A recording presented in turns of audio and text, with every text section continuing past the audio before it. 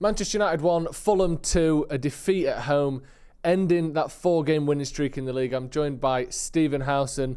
A performance that was sort of almost completely bereft of positives, that, wasn't it? Yeah, I mean, even a youngster getting his debut, he didn't look ready to.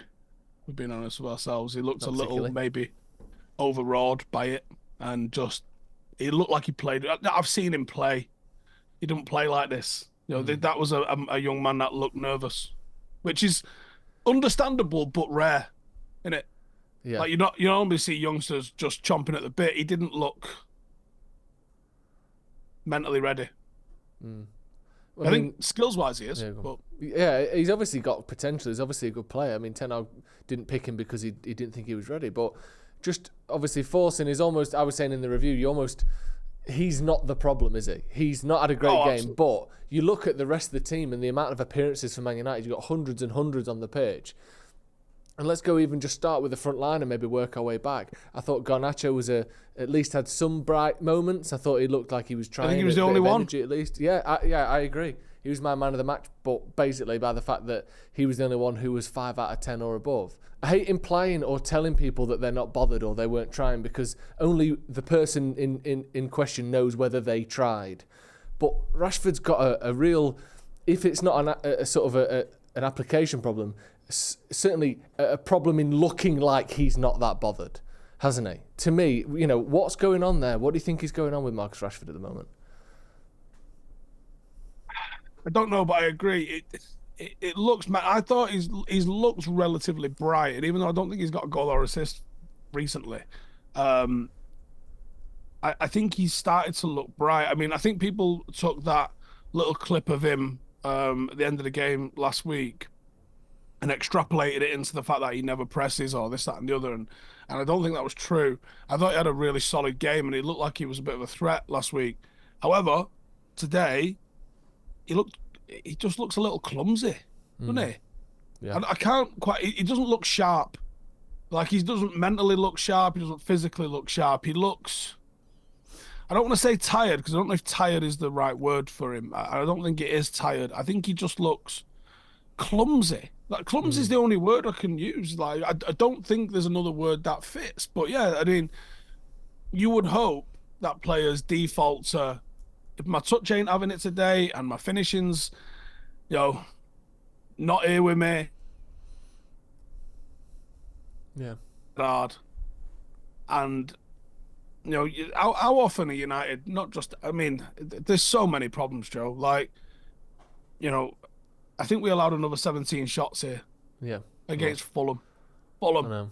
Now, we are, I think, if I haven't got the data, but I think if I had to look at it, there'd be a lot of shots from range. We seem to let people shoot from range. I don't know if we've got a stats guy in the club who goes, actually, don't close these down because they always miss, or the keeper always saves them. It would not shock me if someone somewhere has gone, no, let people shoot from distance. They don't go in. But we are consistently seeing so many shots against us all the time.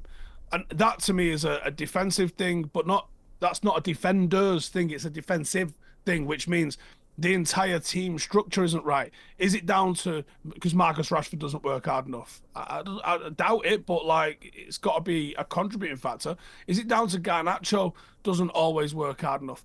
Because sometimes you see him making tackles at fullback, and sometimes you see him standing at the top of the pitch with his hands on his hips. Is that orders? Is it like have one off and then I don't know. I look at the team and I don't know. I'm trying to piece together, because I'm a nerd like that. What are we trying to do? Because there's obviously, here's the outcome, and here's what you wanted to do. And sometimes they align. And sometimes they go like that, right? When we went to Anfield, I don't reckon losing 7-0 was on the cards at any point in the team talk. I don't think he came in and went, nailed it, lads, perfect. That's exactly how I thought it was going to go. Yeah. So when you put a team out onto the pitch, I bet if you went and spoke to Marco Silva today and said, where are we? I bet he goes, about like that, Yeah. Because I think I could see what they were trying to do. So moving our way back through the team then, you mentioned it's not Rashford that's making us defend badly. If we look at the midfield, Casemiro today sort of played up to all of the potential issues that I've tried to kind of ignore and hope weren't the case. But he looked like he was just taking the easy way out too often to me, not tracking the man, playing passes that weren't on and he knew they weren't on, just doing stuff because if it comes off, I look great, and if not, who cares? Do you think there's a case to be made that all these rumours of Saudi Arabia and a move away are sort of playing into his ability, into his mindset at the moment, or do you just think not a great game for him? I don't necessarily disagree with any of your assessment. Here's the madness. Like, did it look at times like he couldn't be asked? Yeah. Did it look at times like he was fucking around? I think is the only word for it. Yeah. Some of his passes were really sloppy. Like, do you know, when there's no pressure on, like when you go 5-a-side and you go, I'm going to make 5 people in a row, right? For the record, I've never managed to pull that off. But, like, you might have those mad ideas where you go, I am John O'Shea today, and watch this, right?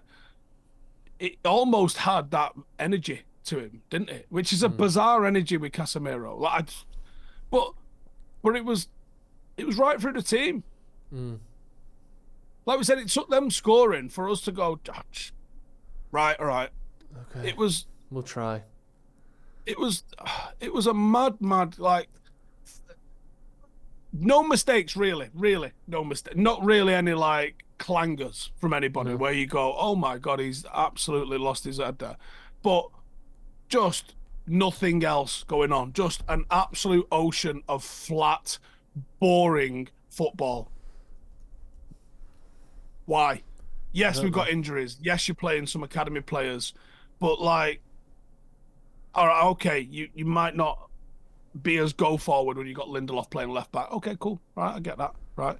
But you've still got Rafael Varane, you've still got Delo, you've still got Casemiro and Manu in midfield. You've still got Bruno, who, by the way, I forgot he was playing till about the 70th minute because he did the square root of fuck all, didn't he? Yeah, nothing. I know. It was bizarre.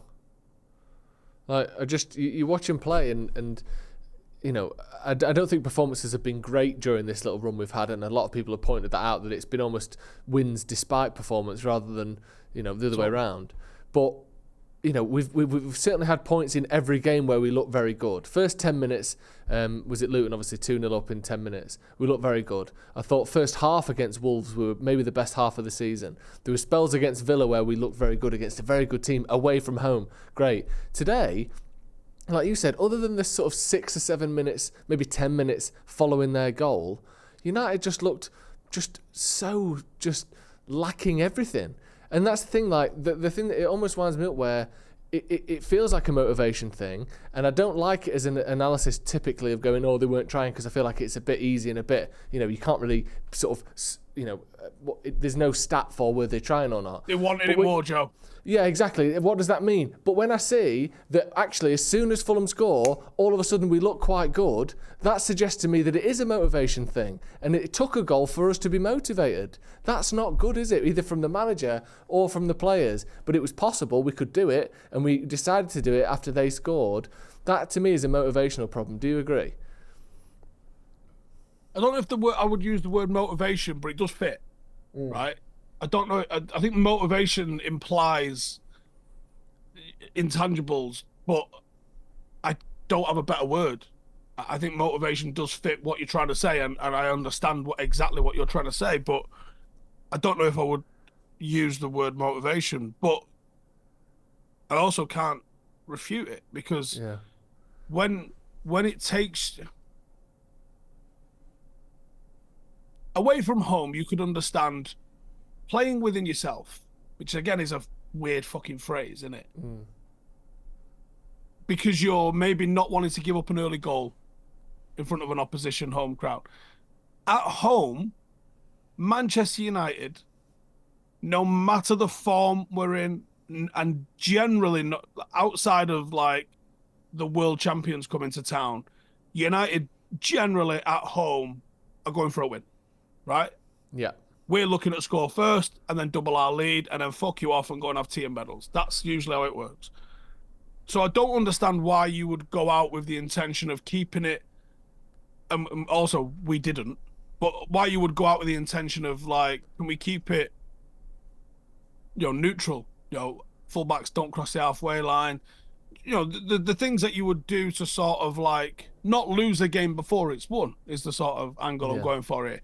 Manchester United at home should never once be in that mood. And some people will even tell you Manchester United should never be in that mood, home or away. And I disagree with that. But at home, and certainly at home against Fulham, Manchester United should be a little bit blasé, more than cautious, a little bit cocky, a little bit arrogant, a little bit, let's put it on them and see if they can live with us, rather than whatever that was for an hour today.